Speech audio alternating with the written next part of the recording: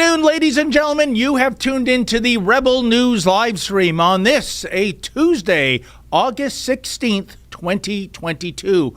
I'm David Menzies, and my co-host, well, let me tell you a little bit about my co-host. Folks, do you know that today is National Tell a Joke Day? And in a few minutes, with the aid of my co-host, I am going to tell the most brilliant joke ever written, so you won't want to miss that. She is the she-devil with a sword. She is the Khaleesi of Northern Alberta. She is Sheila Gunn Reid. How you doing there, my friend?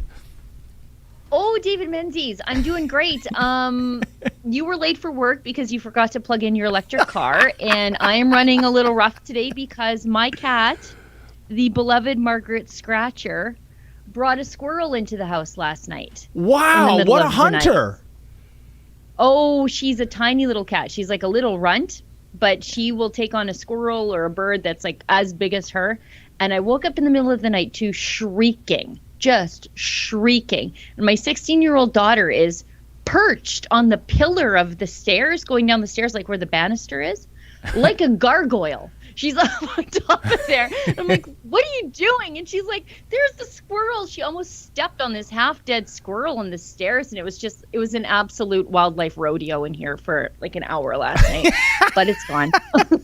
So the outdoors came indoors, and it's business as usual, because I know you love to hunt, Sheila. So like owner, like cat, I guess, or something like that. That's incredible. Did the squirrel, I presume, died? Oh yeah, the squirrels with Jesus. It wasn't, hunting in this style that I appreciate. It was like a cardboard box, a broomstick, and like a cookie sheet. To throw the box on it, hold it down with a broomstick, then slide a cookie sheet under the box, and then take it outside and throw it outside. It was very complicated, but I don't think the squirrel did not survive the night. With the cookie sheet, I thought you were going to say its ultimate destination was the oven, and you were going to cook up some squirrel pie or something like that. By the way, this was, I assume this was a gray squirrel, because you've always lamented that you don't have black squirrels in Alberta like we do here in Ontario. No, it was red. A red squirrel. Squirrels, yeah, red squirrel. You guys have black squirrels, which are very fascinating to me because we don't have them here. I don't really think we have gray squirrels either. It's just a random red rodent that lives in my yard and keeps me up at night because I live in a log house. So I'm always worried that the squirrels are going to move into my attic. So I was happy that the cat killed one, but I was a little sad that it came into the house. Well, I'm glad it was one of those other squirrels, because here, Sheila, we subscribe to the mantra, Black Squirrel Lives Matter. By the way, that wasn't my joke that I promised, but it's kind of funny. I hope not. Here is the joke, and then we'll get right down to the ground rules and right down to all the stories. We got a ton of them. I think this might be the best joke ever written, folks, and I need a partner to contribute to the joke, because it is a knock-knock joke. So, Sheila, will you kindly start? Sure. Knock, knock. Who's there? You see, you don't get it. When you do a knock-knock joke, I'm supposed... I know. Yeah.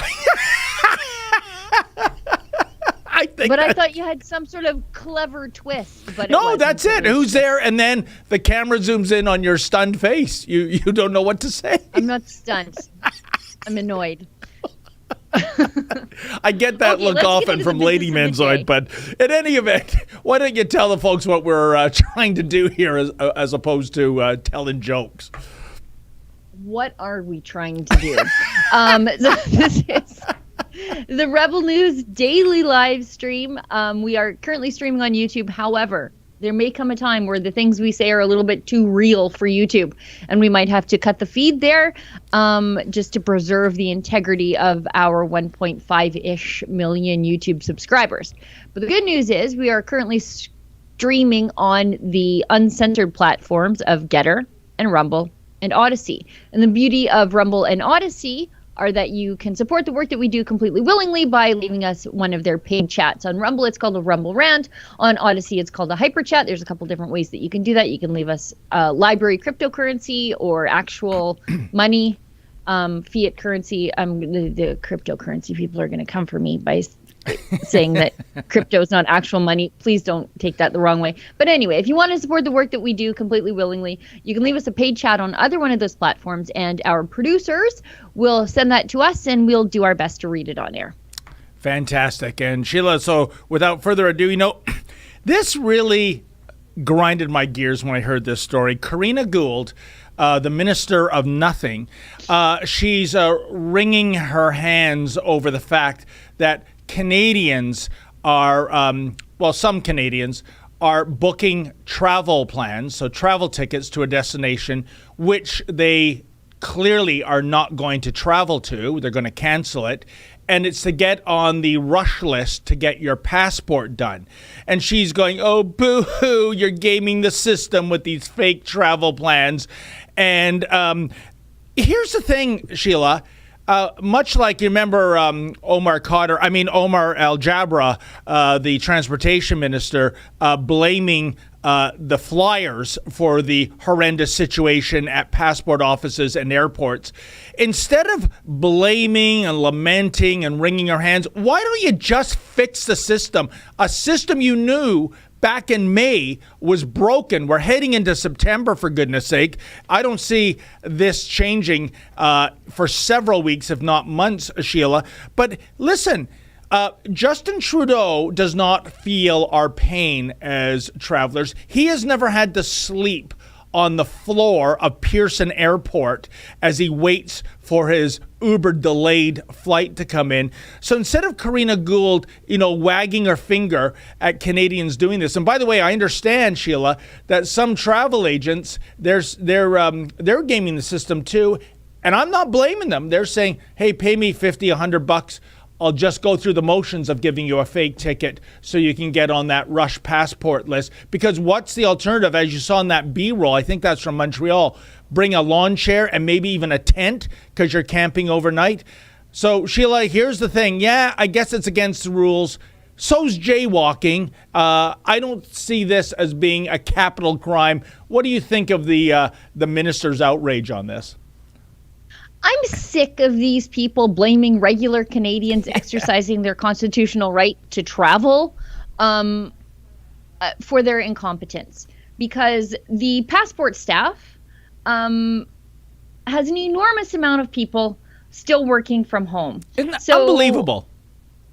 Service Canada, so the agency that handles passports, of their 26,000 employees, about 18,500 of them are still working from home.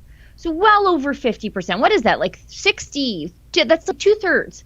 And even worse still, they fired another 250 employees because of vaccine mandates. And instead of calling these people back to work to deal with the fact that passport office lineups they look like Garth Brooks concert tickets going on sale, where people are sleeping on the streets for like days and down the block. Instead of dealing with that, people like Gould say, you know what the real problem is? The reason people are sleeping on the streets is that we don't have enough office chairs. Let's order more office chairs. Good point. Which is a thing they did. Yeah. Instead of just calling these people back to work, why are you still working from home? Get back to the office, and the agency is literally called Service Canada. Maybe provide some service to Canadians. You're so right, Sheila. If this, what I liken it to, say you're in the private sector, say it's an ice cream shop, it's a heat wave, people are lined up to get into your store. What are you going to do? I think you're going to go out there and hire extra staff. I think maybe you can even hire somebody to service the lineup by giving little free samples of ice cream. Thinking outside the box, doing things a little differently. But you're right. That is an egregious number. 18,500 Service Canada workers at home. How can you service anyone at home? And I also remember, Sheila, it might have been at the Montreal office, but don't quote me. Wasn't there an issue that one of their printers broke down? So it was like, oh, what can we do? Our printer's not working. Go down the road to Staples. Go anywhere. Get another one. Expense it. Get your money back later. Can't you see that lineup, out the door? This idea of entitlement in the bureaucracy, Sheila, this idea that I punch the clock from 9 to 5, not a minute earlier, not a minute later, and if people are suffering, i.e. the stakeholders who are paying my salary, that would be the tax-paying Canadians, if they have to suffer, what me worry, as Alfred E. Newman used to say. And you know what? When I say these ministers are blaming Canadians for their own incompetence, like Gould here, interestingly enough, let's go back to the transport hobgoblin, Omar Al-Jabra. He's blaming Canadians who are wanting to travel, which is their constitutional right, by the way. He's blaming them for the problems at the airports, and not the fact that the Liberals laid off a quarter of airport security screeners as part of pandemic cost savings. So they're just firing money out the door on the other side. And then they're like, you know what? Let's be fiscal conservatives at the airport and cut security screeners. So unbelievable. Yeah. So this is from, I'm just reading from Blacklocks, who's been doing incredible work on this. Yes. They say a manager acknowledged, so a manager at one of these security screening contractors, acknowledged that 1,750 security screeners out of a total of 7,400 were laid off. Hundreds never returned. I can tell you right now we have approximately 6,800 screening agents throughout the system, and 1,250 came back last year. There were about 1,750 that could have come back. Does that mean we have a shortage? What is the staff shortage to reach pre-pandemic levels? So they're out about 1,000 security screeners across the system. And instead of doing something about that, saying, maybe we shouldn't have laid you off. Can we give you a signing bonus to bring you back? Like, can we get you back in the door? What is it going to take? And maybe an apology, by the way. But instead of doing that, they're blaming Canadians. Sheila, what is it going to take? How about this? Get back at your post or you're fired. I remember going back to the early 80s. Yeah, but remember these are Ronald... people who laid off. These are people the Liberals laid off. Oh, they fired them. Yeah, no, for the vaccination, right? Well, and just for cost-cutting measures. They fired people at the security screening contractors. They said, okay, well, we are only allotting this much money for this much staff, and so you're going to have to cut the rest. So those people were laid off. They went off, found other jobs. They're trained security screeners doing other jobs somewhere else because the Liberals said, okay, we need to save some money somewhere. We're going to fire 1,000 people. My mistake then. I was speaking of that earlier figure you gave, Sheila, of 18,500. Still sitting on their passport office, fat ricotta cheese candy asses at home. And I just think of Ronald Reagan back in the 80s. Remember, he called the bluff of the air traffic controllers. You've got 24 hours to get back on your job or you're fired. And many of them said, oh, he'll never fire us. Guess what? He fired them.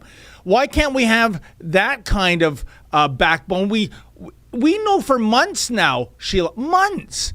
I don't know what kind of clock the federal government goes by in the bureaucracy, that this is a hellacious problem at Canadian airports. Pearson Airport, as you know, ranked the worst airport in the world by FlightAware, a U.S.-based tracking service. And by the way, folks, that includes airports based in third world countries. Pearson, number one worst in terms of delays, number 4 worst in the world in terms of cancellations. Why can't they say to these people, the time is now to get back to the job? We know what the problem is. So why are they still at home? This is driving me crazy, Sheila.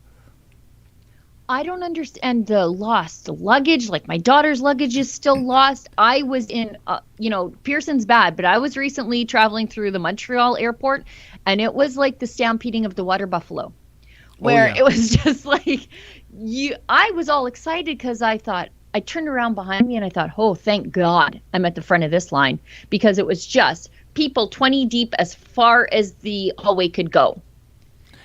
And then I rounded the corner and I realized I was at the back of the line. And Sheila, just 5 minutes before airtime, I was talking to our good friend and colleague Yankee, who came up from Florida. I told him he should do a little video on this because this is appalling. plane lands, presumably on time, and guess what? We're in the plane trapped for 45 minutes. Why? Well, the lineup is so big in terms of going through customs that to release another few hundred people would create an unsafe situation. So you just sit there for 45 minutes. So even when the flight comes in on time, it's still delayed. I'm looking at something now. Oh, that's one of your tweets. This is me. I thought I was at the front of the line. But I was at the back because once I rounded the corner, I was like, oh, dang. I'm at the back. And that's Montreal Trudeau Airport, the most unfortunately named airport in the entire solar system. No, it's about right. Yeah. It's about right. Yeah. Oh, yeah. That is the legacy. And what I love about that, remember when those so-called improvements were made to ArriveCAN, Public Safety Minister Marco Mendicino, a.k.a. Pinocchio with a portfolio, bragged that at that airport that you just showed that video, Sheila, wait times, thanks to the improvements of ArriveCAN, have been cut by a third. Yeah, it really is National Tele-Joke Day today, isn't it, Sheila? Yeah, it's because they don't want to see your ArriveCAN. When you're like, oh, I'm just signing into my ArriveCAN, they're like, okay, just get going. Like, you're just getting shoved along. They're not even looking at it anymore. We have an ad break, and then let's go into Biden's massive climate and healthcare legislation. And the good news is climate change is responsible for more of your bad choices. So let's go to the ad break, and then we'll go to that. We're here for all Albertans. Canadians, we're here fighting for the freedoms of not us, but our kids, our grandkids, the future of this province, this country. We are prepared to put everything on the line. The small fringe minority of people who are on their way to Ottawa or who are holding unacceptable views. I've also received reports in the last hour of people allied with the protesters assaulting RCMP officers. No, that was an assault between the two civilians, between a protester and a civilian. So Jason Kenney's statement was not true at the press release. I can tell you what I just told you, sir. They have just blocked the border here in Coutts, Alberta to Sweetgrass, Montana.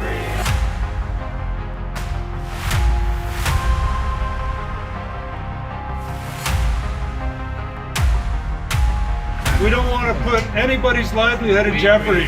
That is the very last resort. But this is something I've certainly never seen before. Freedom and peace and loving. That's the Canadian way. It's not like CBC or any of these other mainstream news channels are making it out to be. I am not a white supremacist. we're not backing down until the mandates lift. We're not backing down until the mandates are lifted. We have. This is our only battle we have.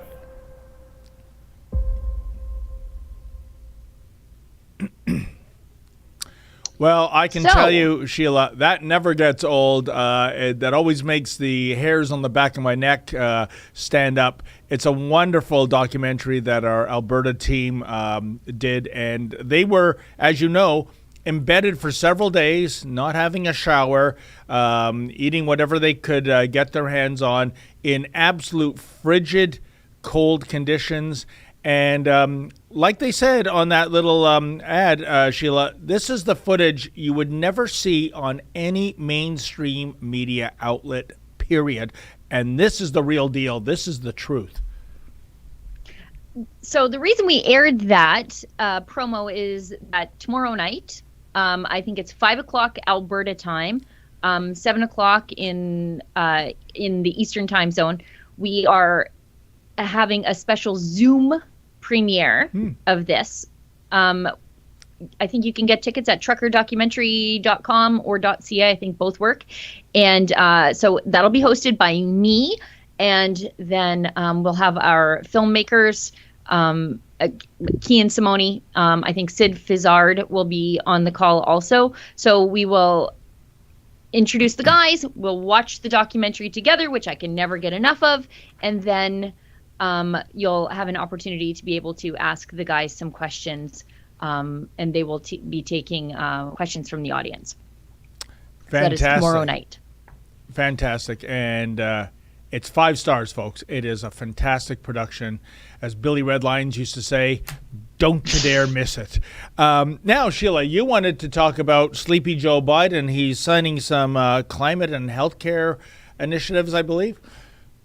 Oh yeah, I'm getting awfully sick of this new intersection of healthcare and climate change, right? Because that's the new thing is climate change isn't just going to roast you when you go outside, apparently. It's not just going to kill your tomato plants. It's literally going to kill you in all these different ways. It's going to birth new diseases from the rainforest, and it's going to give you hypertension and all kinds of things. So this is from the AP. Joe Biden will sign the Democrats' landmark climate change and healthcare bill on Tuesday, delivering what he has called his final piece of his pared-down domestic agenda. I wish. I'm sure there's more to come. Oh, yes. The legislation includes the most substantial federal investment in history to fight climate change, some $375 billion over 10 years.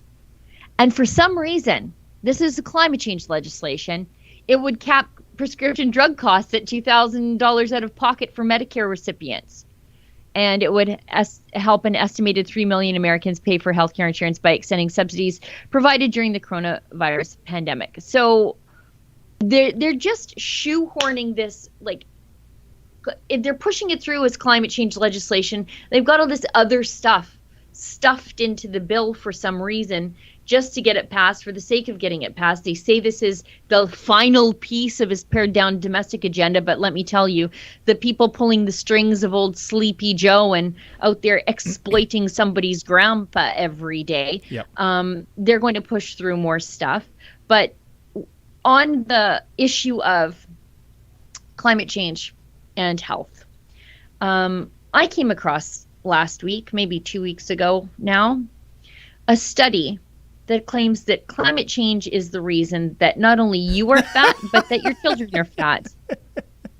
And so... Why, Sheila? How is climate change, how is that making us fatter? I don't understand. Well, I actually read the study. And it is hours of my life I'll never get back because I had to read it multiple times because it was so crazy. I was like, what is this crazy thing I'm looking at? So it's a new study published in the journal Temperature, which should hint at where we're going with this, suggests that today's children are overweight and unhealthy because our overheated Earth makes it more difficult for these kids to play outside. And what? As I said in my... Yeah, so that's the thing. So as I said in my video, congratulations, Coke, Pepsi, Kellogg's, Nabisco, Apple, Hershey's, TikTok, PlayStation. You guys are all off the hook. Climate change is picking up the blame on this bad boy once again. The study alleges that kids forced to stay inside to avoid climate change, seriously, are then sucked into some sort of negative feedback loop, a vicious cycle wherein the world continues to get hotter. Kids then remain inside and continue to remain sedentary for long periods of time. And then the kids just keep getting fatter because of this. And all of this snowballs into kids who are not healthy enough to be resilient to more heat exposure that will surely come our way thanks to our SUVs and our plastic straws. So this is insane.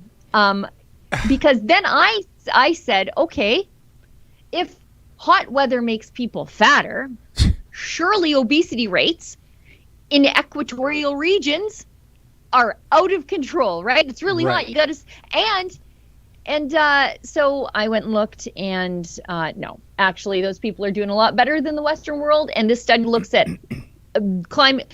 It's very like first world problems because places where they don't have the standard Western diet of high carbohydrates, high refined foods, and sugars shoehorned into everything. In places where they don't eat that way, it doesn't matter what the weather is. they're doing just fine and their kids aren't fat, but they don't want to blame people's personal choices. They'd rather blame that big burning ball of gas in the sky and your SUV. But Sheila, here's the thing. I mean, hotter weather, embrace that as part of the workout. Yeah, ideally we want to be in, room temperature, but if it is plus 30, 32, whatever, that requires extra effort, and therefore you are getting more of a health benefit. Listen, as you know, Sheila, I'm fat. The reason why I'm not circus fat is because I ride my bicycle, even on those days. And even Lady Mensway, oh, David, there's 680 has issued a heat advisory. And I go, I don't care. I'm getting on that 40K ride because these days are precious. You can't do this. Once November comes around in Canada, that's it for cycling season. And November. Try September out here. Yeah, depending on the region, Sheila. And this is the other thing that kills me when the announcers on the radio stay in the shade, keep hydrated, like we're infants, right? Like, we couldn't figure that out on our own. And the other thing that kills me, you see at the Sky Dome in Toronto, it's a retractable roof stadium, and sometimes when it is hot and humid to an excess, they close the roof and pump the air conditioning out for the athletes playing ball. No, for the fans. And I'm saying, these are people sitting on their asses, drinking beer and eating hot dogs. Why do they need to have the sun blocked out and the air conditioning pumped in? I guess what I'm getting at is there seems to be this philosophy out there, and now it's tied into climate change, where we are just softening up to such a degree that, I can't imagine if we ever had to go to a world war again, like the Greatest Generation did some 80 odd years ago. How would we ever cope with that when we're being told, don't go outside, Mr. Mean Sun is shining down too hard on you, play your Xbox and eat your Cheetos in the basement instead? I think this is outrageous, Sheila. I'm pretty sure the TikTok generation isn't going to defend us from World War III. But there's this whole concept of hot yoga where they actually increase the heat inside the facility where you sweat it out, because apparently there's some benefit to that. I'm not sure. I don't do yoga. I just don't see the point. But other than that, I'm Canadian, but also I'm Albertan. The general state of Albertans is we just kind of hole up all winter unless we work outside like so many of us do. But we stay inside and gain weight in the winter because there's literally nothing to do except go to the rink. Exactly. So it's the opposite. It's the opposite. When it's warm, we're outside, we're being active, we're enjoying the weather. And it's like the person who did the study has never been uncomfortable a moment in their life. I'd always reckoned you'd be a yoga enthusiast, Sheila. You look very, kind of yoga-y. You look very fit. I tried yoga. I'm terribly inflexible. I can't do that. And the other reason I had to quit, and that video is kind of the proof in the pudding, it's just too distracting. What can I say? I had a friend, she did yoga and she had to quit because the heat and then the stretching, I guess people just start farting. And What? She's like, the heat and the farts, she's like, never again. It was so gross. And that was like, I'm not even going to dip my toe in that water. I'm just going to stay home, lift kettlebells and go on the treadmill. I'm not going anywhere near that. I can gladly say I never experienced that part of the yoga tragedy. I think we are due for another ad break. Got to pay the bills somehow, folks. And unlike the mainstream media, we don't take a direct deposit out of your wallet every 2 weeks. So why don't we see what else we're advertising today? My mug? I know.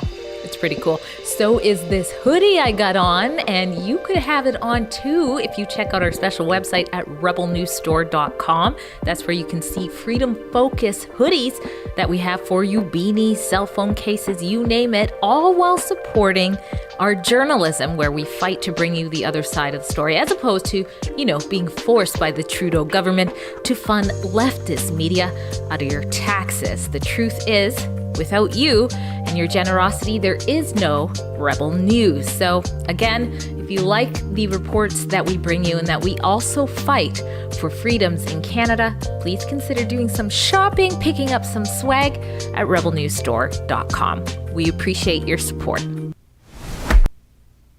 I love our merchandise, Sheila. It really pops. They're so well designed, and Drea looked spectacular in that hoodie. So there you go, folks. What are you waiting for?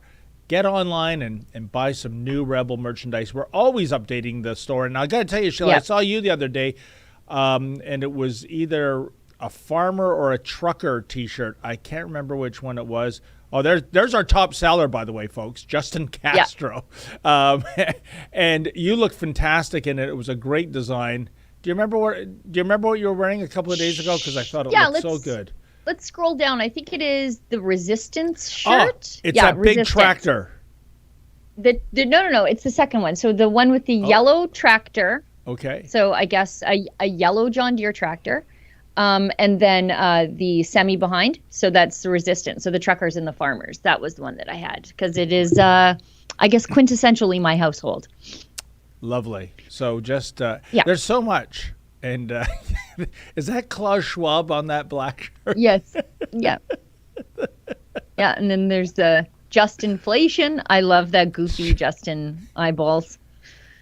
Oh, I haven't seen stuff that there one. Where just says, like, the rebel with the which heart. Which one? The monkey? Yeah, that one's cool, hey? Oh, I like that. That's fantastic. And speaking of looking good, why don't we go to this? Because I heard about this today. Olivia said we have to read some chats because we're making people wait too long to get to their chat. So we're trying to break it up halfway through. And I think since we're 31 minutes past the hour, 29 minutes to the top of the hour, we're sort of halfway, so we'll get to the first batch of chats. So just out of respect to the people who give them early, like our friend Annalisa. Yes. Who unofficial president of the David Menzies fan club. She gives us $20, which is very generous. But having David Menzies in the bloodstream will make you do crazy things. So she says, "Good morning, my two faves. Hopefully today I will have no interruptions at work so I can watch the show. Anyhow, Sheila, you're amazing as always. And my sweet Menzies, you are looking scrumptious." Oh boy, I love it. And what a generous donation, $20. Thank you so much, Annalise. And by the way, tell us a little bit about yourself in a future chat. What is this work that you don't want to be disturbed from the show? I'm very curious about that. If she works for the government, I'm perfectly happy for her to just slack off and do nothing, because unless you work as a security screener or at the passport office, if you're a government worker and you're working, I'm nervous. Yeah. I just think you're just doing something awful. So 100%. Just slack off. I'd rather pay you to do nothing mostly. So we've got one from Adam Ottawa, gives us $1. I was shocked and happy that the CBC chose to do an article yesterday indicating that gay men should probably engage in safer sex on account of monkeypox. And it was at the urging of gay men activists, too. Well, it's interesting to see CBC get mugged by reality, but I mean, maybe we'll focus on the demographic that's greatest or most greatly affected by this new disease, unlike what we did with COVID, where we cracked down on all of society and then blamed the people who went around living their lives for the deaths of people's grandparents in nursing homes. You know what? Maybe they'll focus on the right people this time. And it does skew to that demographic, the monkey Not pox. just skew, it's exclusive. It's pretty near exclusive. Pretty much. And yet, Sheila, and it's funny, can we even say gay men? Because I was listening last week to Dr. Bogosh. He's the Peel Region medical necromancer. He's that guy that did that disgraceful ad with Brampton Batman to entice minors to get jabbed, something they pulled. Never got a reason why. I don't know if it was a copyright violation or if there was so much negative feedback in terms of trying to seduce our children to get vaccinated. But the term he kept using, Sheila, and I'd never heard this, was the men having sex with men community. The men having sex with men community. Now, wouldn't that be gay men? And wouldn't that be, I guess, bisexual men? But no, I guess, doesn't that cover the men having sex with men community? Am I missing some group in there, Sheila? It's so complicated. I think you're missing the women who may have penises community because that's a thing now too.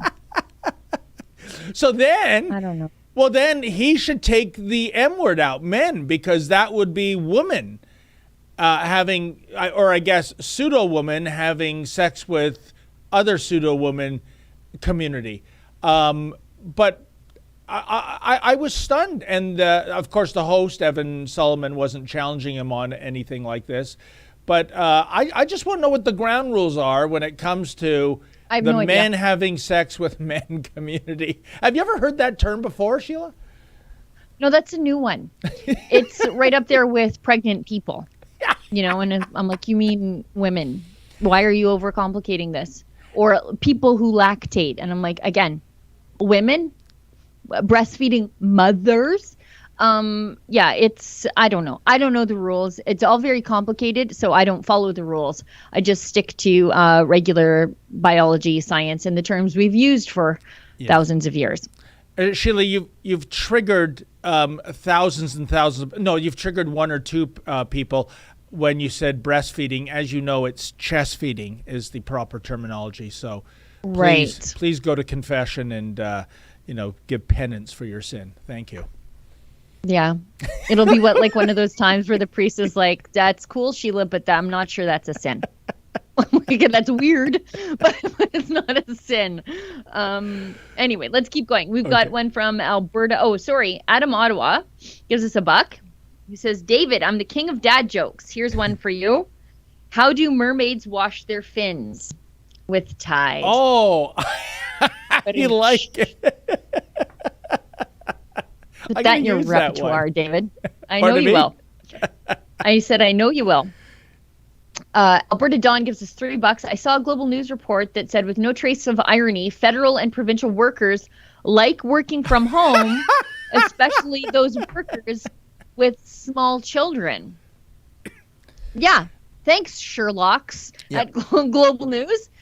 People with small children like to be with their small children, but that's not my business. Figure it out on your own. And if you're needed on the job, go to work. Go to work. Other people are suffering because you're not in the office. No, you're so right. Mike from Freedom Honey. This is my friend Mike. Mayor gives us $5. Thanks for everything you do, Rebels, from Mike and Pedro. And Mike is a veteran and Pedro is getting his discharge papers because he's unvaccinated. Unbelievable. Yeah, it's terrible. Thank Paul you for your Otto Newman, service, even though the government doesn't thank you for your service because you don't want to get double, triple, quadruple jabbed. That's despicable. And they welcomed back all the bureaucrats who were unvaccinated, right? They welcomed them all back. They're fine. But people who would give their lives in service of our country, not them. They don't count. Paul Otto Newman gives us $5. I think everyone should go to drewbarnes.ca and nominate Tamara Leach for a Queen's Platinum Jubilee Medal. I cannot think of anyone more deserving of this honor, especially given the new revelations. Those new revelations are that the Ottawa Police and the Ottawa Mayor, who is one of the most awful politicians in the entire country, and I'm allotting the Liberals in all of that, Jim Watson, that a deal had been struck and papers had been signed to end the convoy protest. The Liberals knew it. The mayor knew it. The police knew it. They didn't care. They moved in with the Emergencies Act anyway. And so, which makes Tamara a political prisoner. Yeah. So, in other words, she will never get the Queen's Jubilee Award, much like Don Cherry will never get the Order of Canada. Their politics are not on the right side of the Canadian elitists. And, that is shocking information, and it makes even more of a mockery of Marco Mendicino's claim, as I call him, Pinocchio with a portfolio, that law enforcement came to the government and asked them to get the Emergencies Act invoked. We have yet, correct me if I'm wrong, Sheila, we have yet to find one member of any police service that corroborates that statement by the public safety minister. What a liar. Well, and it would have been great, though, however, if these police forces had actually said something when old make-em-up Mendicino was out in front of the TV cameras saying, oh, yeah, the police asked me for this. Oh, yeah, the police asked me for this. Yeah. All of a sudden, the police who were holding daily press conferences to correct the record, as they say, quit holding press conferences and quit correcting the record. They let Mendicino lie until they were called before a House of Commons committee and had to set the record straight. Yeah. They let that lie just hover around. So while the police certainly didn't ask for it, they didn't correct the Liberals on the record until they were under oath at a committee meeting and didn't have a choice. Shocking. Yeah. Anyway. By the way, we have some great photos of the team with Tamara Leach that we took last week. Oh, I saw, you looked... Oh, Sheila, I've never seen you look better. You were absolutely ravishing at that event. So do we have a photo of you and Tamara, Sheila, that we can show? Or? Oh, we have a video of me and Tamara, I think. I was on Ezra's feed. Anyway, while they dig that up. There's a lot of people who are like... Yeah, there's a lot of people who are like, oh, Sheila, you look nice. Wouldn't it be great if you put more effort into yourself all the time? And hid your tattoos. I'm like, wouldn't it be great if I wasn't me? Yeah. It looks like at the Academy Awards red carpet. This is unbelievable. There you go. Sheila, you should dress like that all the time, I say. What do you think about that? You mean not be myself? No. Nope. Nope. No, my life is half over. I'm going to spend the rest of it just being myself. Okay, let's keep going. Sojourner gives us $1. Freeland assists the Emergency Measures Act was vital because supposedly Canada's international reputation was at risk. Yeah, we got that straight, but it's because of the actions of Freeland anyway. Yeah. But where is the emergency to correct this problem, which is affecting Canada's international reputation? Isn't it a big enough emergency to warrant reversing the mandates and returning staff? You would think.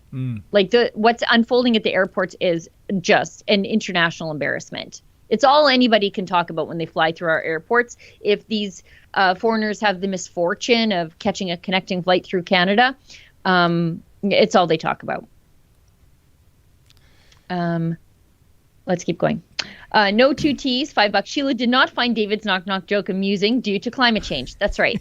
Blame it all on climate change. Overeating, now that's climate funny. Change. David's not funny, climate change. Yeah. And here's what I say to not 2 T's. At the dinner table tonight, my friend, you're going to be telling my so-called unfunny knock-knock joke.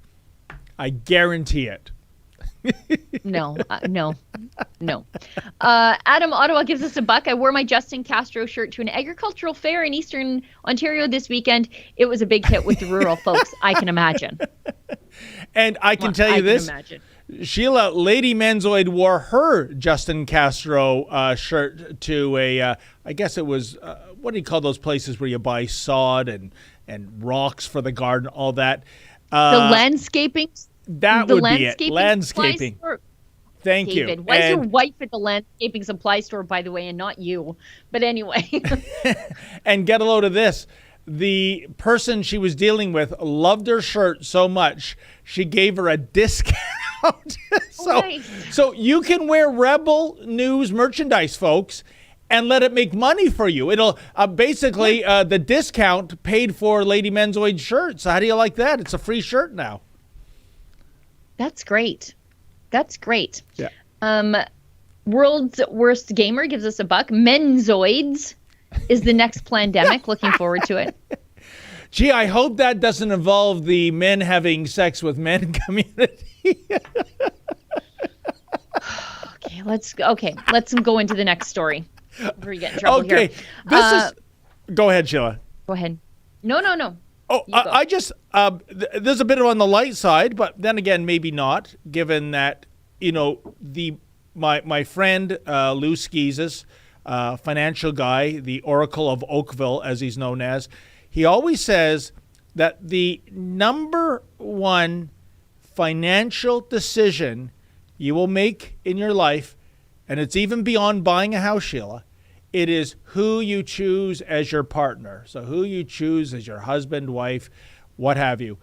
And I agree, because the costs of divorce, and when you separate things, the lawyer's fees, it is financial hardship for decades, potentially. So with that said, guess what? There's a new app, a dating app for conservatives launching in the U.S. called The Right Stuff. And basically, if you're right of center, if you're a conservative, if you're a Republican, you're welcome. If you're not, this isn't the place for you. Go do your own liberal dating app service. Sheila, I think this is a fantastic idea. I think, if, you and I were back in the dating stratosphere again, the idea that you could go online and there's an app that's already done, the heavy lifting of sorting through who is politically simpatico to you. Now, I admit there are likely couples out there who are of opposing political viewpoints and get along and love each other. But I don't know, Sheila, if Lady Menzoid was a Trudeau cultist and loved Justin Trudeau and the Liberals and what they're doing, I just don't have enough time left in my life to get into arguments at the dinner table over and over again. I would find that just so super stressful. What do you think about The Right Stuff dating app, Sheila? Yeah, I think this is kind of interesting. It was founded by Ryan McEnany. That's the sister of Donald Trump's former White House press secretary, Kayleigh McEnany, who I think now works for Fox. And I think, it's sort of like the idea of Christian Mingle, where you can sort of sort out some of these long-term values issues beyond the initial attraction. And if you are, tired of wasting time, this is probably a good thing. If I were back in the dating world, and I can't even imagine something more horrible than that. I have single friends who are like on their second time around, and I'm like, no. Just, I don't know, dying alone seems like a very good option. But, you have to think, okay, if you are dating, if there are things that if you want to settle down with someone long term, that you need to sort out right off the hop, or just get them out of the way, not even worry about them because they've already been addressed. For example, conservatives more likely to be pro-life. Conservatives more likely to be pro-property rights, pro-small government, pro-gun rights. They're likely to be against critical race theory, critical gender theory. So you already have an idea about what happens if we have an accidental pregnancy? What happens when that accidental pregnancy goes to kindergarten? How are we going to approach schooling? There's a lot of things that couples, if you are ideologically aligned, it makes navigating that world so much easier. Those are very good points too, Sheila. I never even thought about that. But I just, in one respect, it kind of makes me wish I was born a little later on, because none of this existed back when, I was dating, or trying to get a date is a better term. And the idea... Finding love in the hot tub, it were. And I wasn't a drinker, I wasn't a smoker, and going into a club where there's drinking and back then you're allowed to smoke and loud pounding music. It was such a horrible biosphere of the bizarre. And the idea that I could sit in my home office, and just scroll through, do the research, look at potential candidates. I think there's no shame at all to online dating. In fact, I wish it was around back in the 80s. Man, it would have saved years of my life in terms of rejection. Speaking of one of those values issues that couples should sort out before they get married, one of those is religion. And according to The Atlantic, I'm some sort of open carry extremist if you see my rosary in my hand. The Atlantic has published an article on the rosary as a symbol of far-right violent extremism. You know what us Catholics are going to do for The Atlantic? We're going to pray the rosary even harder, and we're going to pray it for them. That's how extreme we are. We might even have a bake sale. Unbelievable. An article published this Sunday in The Atlantic, and it seems as though they had a little bit of trouble with the headline because they changed it multiple times, suggests that the rosary has become a symbol of violent right-wing extremism in the United States. Wow. The article set off a frenzy of reactions among Catholics, ranging from amusement to grave concern over what some see as anti-Catholic sentiment. Oh, it is definitely anti-Catholic sentiment. Remember when they called the Knights of Columbus some sort of far-right group, and then, her name escapes me right now, Supreme Court appointee under Trump, very Catholic, and she was like a part of a Catholic organization, and they're like, oh, look at that, she's an extremist. I'm like, no, they just have bake sales. That's what they do. The magazine later changed the article's headline from how the rosary became an extremist symbol to how extremist gun culture is trying to co-opt the rosary. Okay, now they're worried about the rosary on my behalf. Sure, thanks, Atlantic. To, among other edits to the text, an image of bullet holes forming the shape of the rosary was replaced by a picture of the rosary. What on earth is wrong with these people? So, Sheila, these editorial changes, nonetheless, left the article's thesis that there's a connection between the rosary and extremism. Wow. Sheila, so I didn't read the article, but surely there was also a sidebar to this article, how the burqa became a symbol of Islamist extremism. I'm sure that was part of the magazine article. Am I right? Yeah, and it's an interesting choice in article given the fact that Salman Rushdie this week was the recipient of, finally, the fatwa on his head was carried out by a radical extremist where he was stabbed, and yet the benign rosary, of which I have one right there and one right there, that's the problem. That's the problem. When you're praying for intercession to the Holy Mother, that is some sort of violent extremist act.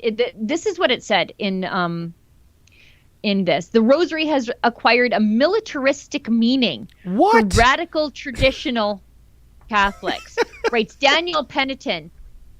Militia culture, a fetishism of Western civilization, and masculinist anxieties have become mainstays of the far right in the USA, and rad-trad Catholics have now taken up residence in this company.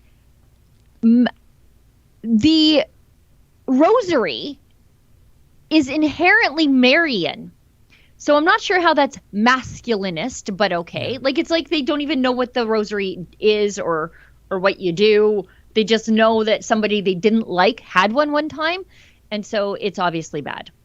What absolute rubbish. It's amazing that even got published, Sheila. Imagine if they said that about the Kirpan or Yarmulke or whatever. But it's Christianity, and so it gets a pass. And especially Catholics, because we are supposed to be unchanging.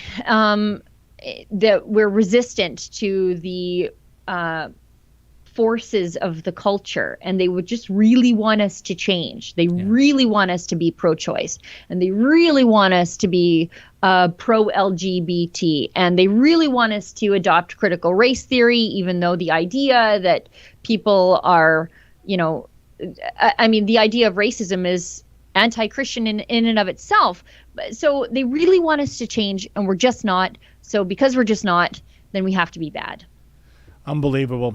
Sheila, we got a break for our last ad break, and then I think we should wrap up our chats, and then we have to wrap up because I think you and I both have capers we have to get to today. We do. Without further ado, let's check out another word from our sponsor. So I absolutely love having the opportunity to chat with you, to chat with our ever-growing audience. But I'd actually love for you to have that opportunity as well. We actually have advertising opportunities available with rebelnews.com. We don't get handouts from the government. We trust on supporters, viewers, and advertisers like you. So instead of folks listening to me in this spot, they could actually be checking out your company, getting information about your business. For more information or to advertise with us, send an email to ads@rebelnews.com. Look at Adam It's a fairly Seuss Western ad. Boy, Adam Seuss, he looks like Clint Eastwood in that ad. What, that's amazing. But you know what? Just in case you think that Mr. Seuss is Mr. Calgary Stampede, Sheila, did I ever tell you that I rode a bull at the 1985 Smoky Lake Rodeo? Constantly. And by the way, folks, back then, no helmet, no cage, no flak jacket. What you see is what you got. Of course, I did end up in the hospital, but, all I'm just saying, if Adam's watching, is if you think you're such a tough guy, mister, get on a bull, and we'll see if you still got that smile on your face. And get yourself an obvious lingering brain injury. Here we are. I'm just teasing. How dare you? Let's finish up these chats. We've got 5 minutes left in the show. Adam Ottawa gives us a buck. The Ontario Liberal leader Del Duca, who looks like the Geico gecko, and I just say that just because he does. Like, I don't know how you can look at him, and that's not an insult. He just has an obvious resemblance to the Geico gecko. He's pulling a Patrick Brown and is now running for the mayor of Vaughan. Voters of Vaughan, beware. These people, I say it over and over again, their only ideology is power. They don't care. Whatever gets you. Look at him. What? He looks like a lizard. But they don't care. They just want to be in charge of stuff. And Patrick Brown, that's why once it became evident that his delusions of grandeur of being the leader of the Conservative Party of Canada were falling apart for 1,000 different reasons, including his own crookedness, he quickly said, you know what? The people of Brampton still need me. Yeah. And he put on his cape and he ran back to Brampton. Well, keep that, noted, folks, about Patrick Brown's mayoral ambitions. But you're absolutely right. Stephen Del Duca, clearly a person that it's power for the sake of power, isn't it? It doesn't matter if you want to be the Premier of Ontario or the mayor of a GTA city. And, it'll be fascinating to see if he learned anything from the Ontario election campaign, because, Sheila, there's an old cliche, campaigns matter.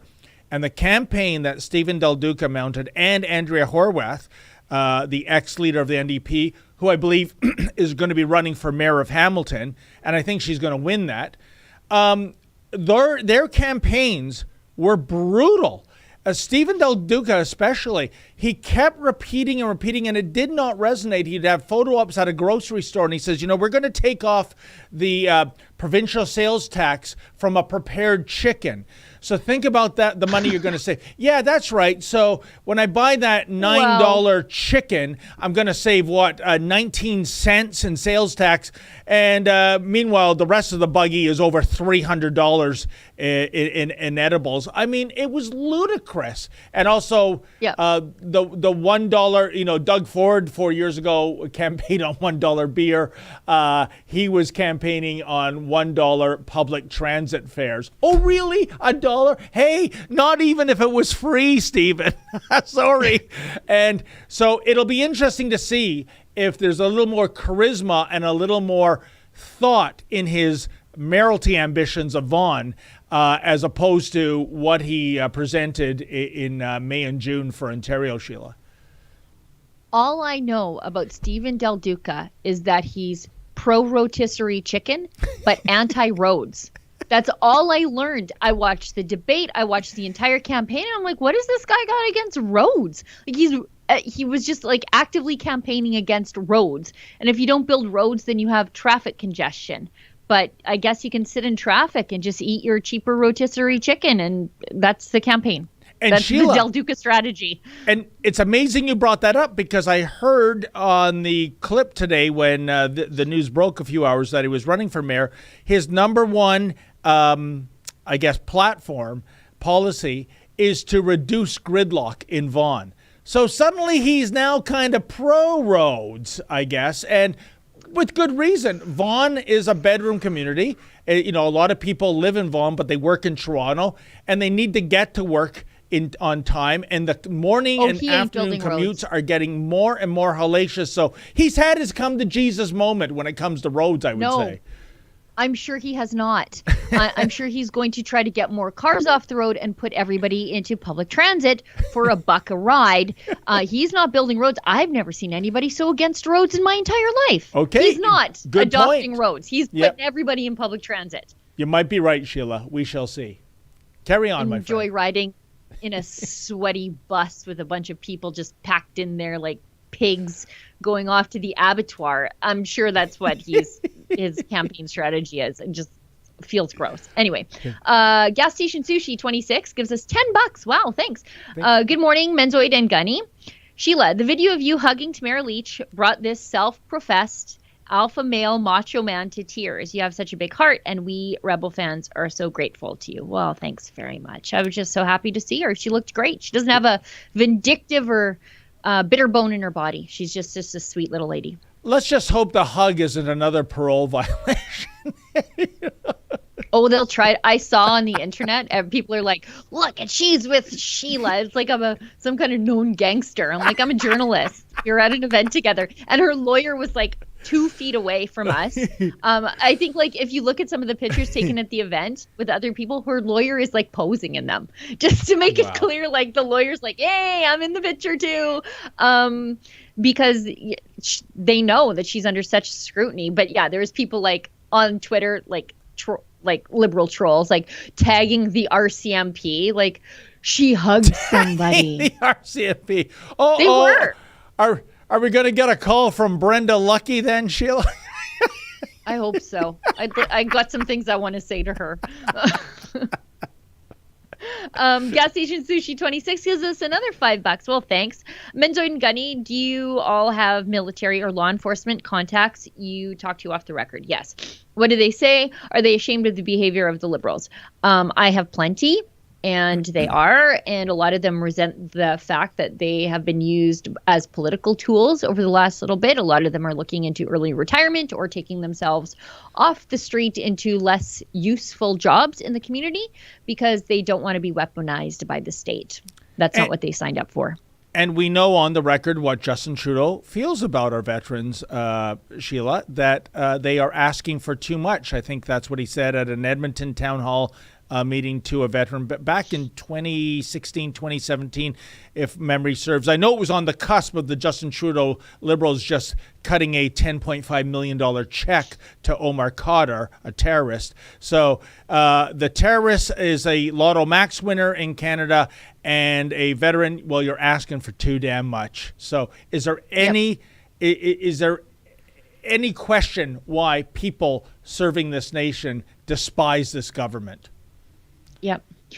Canada Fund gives us $20. Well, thank you. And says, I'm from Alberta, but I now live in Colorado. You escaped. Good for you. I love listening to you. You do a fabulous job. Sheila and David, you are so entertaining. Well, you know, someone's got to think so. Love how Juan is covering the U.S. Your whole team is fabulous. Well, you better stay tuned because we are adding some, at least one new member to the American team and maybe another as things get rolling down there. So very exciting times at Rebel News. We're just growing so fast.